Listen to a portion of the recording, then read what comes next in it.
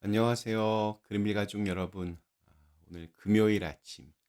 네, 오늘도 이렇게 매일 한 말씀으로 또 오늘 하루를 시작하는 모든 분들에게 우리가 믿는 예수님으로 인하여 이렇게 마음이 좀 넉넉해지고 여유롭고 그 주님의 마음을 또 이렇게 따뜻하게 어느 누군가에게 잘 전할 수 있는 그런 귀한 날이 되시기를 간절히 기원합니다. 자, 오늘 저희는 누가복음 5장 우리 33절에서 35절의 말씀으로 함께 오늘 이 아침을 시작하도록 하겠습니다. 누가복음 5장 33절에서 35절의 말씀. 그들이 예수께 말하되 요한의 제자는 자주 금식하며 기도하고 바리새인의 제자들도 또한 그리하되 당신의 제자들은 먹고 마시나이다. 예수께서 그들에게 이르시되 혼인집 손님들이 신랑과 함께 있을 때에 너희가 그 손님으로 금식하게 할 수 있느냐? 그러나 그날에 이르러 그들이 신랑을 빼앗기리니 그날에는 금식할 것이니라. 아멘. 네, 마태의 제자로의 부르심을 축하하기 위한 잔치에 바리새인들은 이 어깃장을 놓았습니다. 어제는 예수님에게 당신은 왜 죄인들과 함께 어울려 먹고 마시느냐며 핀잔을 주었습니다. 나는 죄인들의 회개와 구원을 위해 왔다는 예수님의 대답에 그들은 두 번째 시비를 겁니다. 세례 요한의 제자들은 그리고 바리새인들의 제자들은 금식 기도도 많이 하는데 당신과 제자들은 만나서 먹고 마시고 떠들기만 하냐고 그렇게 핀잔을 줍니다. 이게 질문이겠습니까? 당연히 예수님을 공격하는 비방입니다. 다시 말하면 세례 요한의 제자들은 경건하고 거룩해서 늘 기도하고 금식하고 또 청렴하게 살았는데 그리고 또 우리 바리새인들도 그렇게 하는데 너희들은 왜 일이 아무것도 없느냐고 그렇게 비꼬듯이 말하고 있는 것입니다. 그들은 그렇게 이렇게 비교하며 사는데 아주 익숙했던 것으로 보입니다. 그러고 보면 우리는 모두 비교의 달인들입니다. 비교의식이란 말이 있습니다. 이것이 나쁘다는 말을 우리가 많이 듣습니다. 그런데 이 비교의식이라는 것을 조금 오해하는 사람들도 있습니다. 마치 나보다 잘난 사람과 비교하거나 경쟁의식에 의한 비교가 전부인 줄로 압니다. 그런데 진짜 비교의식은 그런 것이 아닙니다. 예를 들어 부부싸움을 합니다. 그런데 특별한 경우를 제외하고는 싸움의 발단은 아주 사소한 것들입니다. 뭐 가령 이런 겁니다. 내가 어제 설거지를 했는데 오늘도 또 내가 해야 하느냐는 것으로 싸웁니다. 자기는 맨날 이렇게 뒹굴뒹굴 하면서 내가 누워 있으면 뭐라고 한다고 그렇게 투정합니다. 그런 싸움이 이렇게 커지는 법입니다. 그런데 그 속에 비교의식이 존재합니다. 너는 몇 번 했는데 나는 몇 번 하고, 너는 이렇게 했는데 나는 못했다는 것이 바로 비교의식입니다. 자, 그런데 내가 설거지를 더 하면 안 됩니까? 내가 청소 더 하면 안 되나요? 우리는 혼자 있을 때는 혼자서도 이렇게 잘 하다가도 누군가와 같이 있으면 꼭 어떤 그 반띵 정신이 용솟음칩니다. 그것을 공평이라고 주장합니다. 그러나 그것은 공평이 아닙니다. 공평은 주는 만큼 받고 뿌린 만큼 거두는 것이 공평입니다.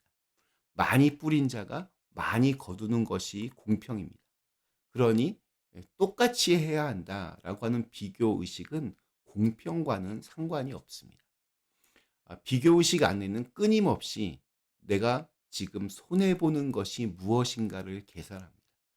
지금 바리새인들이 예수님을 보러 그곳까지 온 목적은 사실 예수라는 존재 때문에 자신들이 손해를 보지는 않을까. 자신들의 어떤 그 권력이나 권리를 침해당하지는 않을까 하는 걱정과 노파심 때문이었습니다. 그들은 그렇게 한평생을 내가 손해볼지도 모른다라는 강박 속에서 살아온 사람들입니다. 우리도 그렇습니다.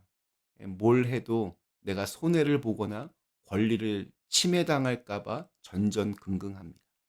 아주 작은 일조차 이것이 내 손해가 아닐까? 왜 나만 그래야 할까? 이런 생각으로 대하기가 일쑤입니다. 그러다 보면 모든 것에 신경이 날카롭습니다. 아주 지나치게 예민해집니다. 그러나 한번 좀 생각해 봤으면 좋겠습니다. 우리가 때때로 이렇게 마음이 따뜻하고 넉넉해질 때가 있습니다. 그럴 때 우리의 어떤 행동 양식은 달라집니다. 자신이 더 일해도 좀 괜찮고 또 자신이 좀 손해봐도 개의치 않습니다. 이는 그저 뭐 마음이 착해서 좋아서가 아닙니다. 우리의 마음이 너그럽고 좋으면 우리도 모르게 창조의 원리가 작동하기 때문입니다. 그것은 누군가를 위해 일하는 것이 즐겁다는 하나님의 원리가 작동하기 때문입니다. 이는 또한 그렇게 상대방을 귀하게 여기는 사람에게 주님의 은혜가 흐르고 또 낮은 곳에서 섬기는 이들에게 주님이 주시는 복이 있다는 사실을 깨닫게 해줍니다. 이것이 복음을 품고 있는 그리스도인의 모습입니다. 주님이 제자들과 늘 먹고 마셨던 이유는 그분이 원래부터 그렇게 유쾌하셨던 분이셨기 때문일지도 모릅니다. 우리는 예수님을 너무 이렇게 근엄하고 좀 이렇게 무거운 분으로 보는 경향이 있습니다. 그래야 좀 이렇게 권위가 있어 보인다는 그러한 생각 때문입니다. 근데 이 성경을 보면 예수님은 참 의외로 굉장히 유쾌하시고 또 심지어 유머도 아주 풍부하신 분이었습니다.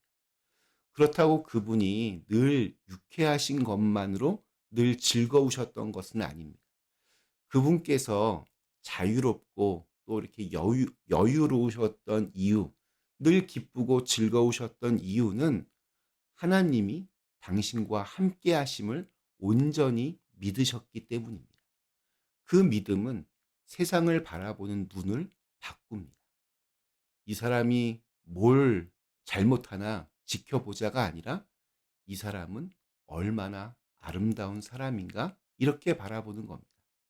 내가 받을 손해가 무엇일까? 이게 아니라 내가 하나님께 받을 유익은 무엇일까? 이렇게 생각이 전환되는 겁니다. 지금 세리마태가 주관하고 있는 잔치는 그런 면에서 우리에게 아주 귀한 가르침을 줍니다. 지금 죄인들이 모여 있습니다. 영적으로 희망이 별로 보이지 않는 사람들의 모임입니다. 그러나 그들은 지금 예수님 때문에 기뻐하고 있습니다. 뭘 이렇게 먹고 마신다고 기쁜 것이 아닙니다. 예수님 때문에 기뻤습니다. 바리새인들은 알지 못했습니다. 그들이 왜 그렇게 웃으며 즐거워했는지 바리새인들은 알지 못했습니다. 비록 이렇게 아프고 슬프고 어려운 일이 앞에 놓여 있지만 그럼에도 불구하고 하나님께서 이 일로 나에게 어떤 복을 주실지, 나는 이 일로 인하여 얼마나 성장한 사람이 될 것인지, 앞으로 어떤 놀라운 기적이 나에게 일어날지를 기대하고 꿈꾸는 믿음의 상징이 바로 이 잔치의 자리라고 말할 수 있습니다. 우울함이 몰려올 때마다, 불안함이 밀려올 때마다 우리의 마음 속에서 좀 더 의도적으로 성대한 잔치 자리를 만들 수 있어야 합니다.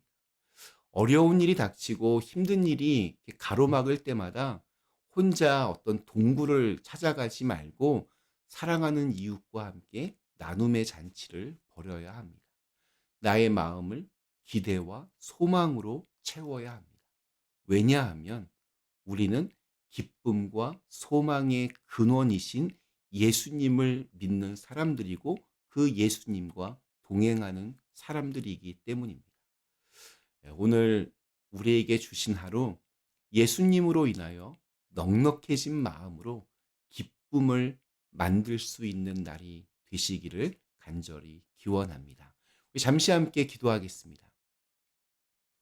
존귀하신 하나님, 예수님으로 인하여 기쁨이 언제나 우리의 마음 안에 머무를 수 있게 하여 주시옵소서. 예수님 때문에 우리의 소망이 꺾이지 않게 하여 주시옵소서. 그 예수님으로 인하여서 오늘 하루 넉넉한 사람으로 그렇게 살아가게 하여 주시옵소서. 예수님의 이름으로 간절히 기도드리옵나이다. 아멘.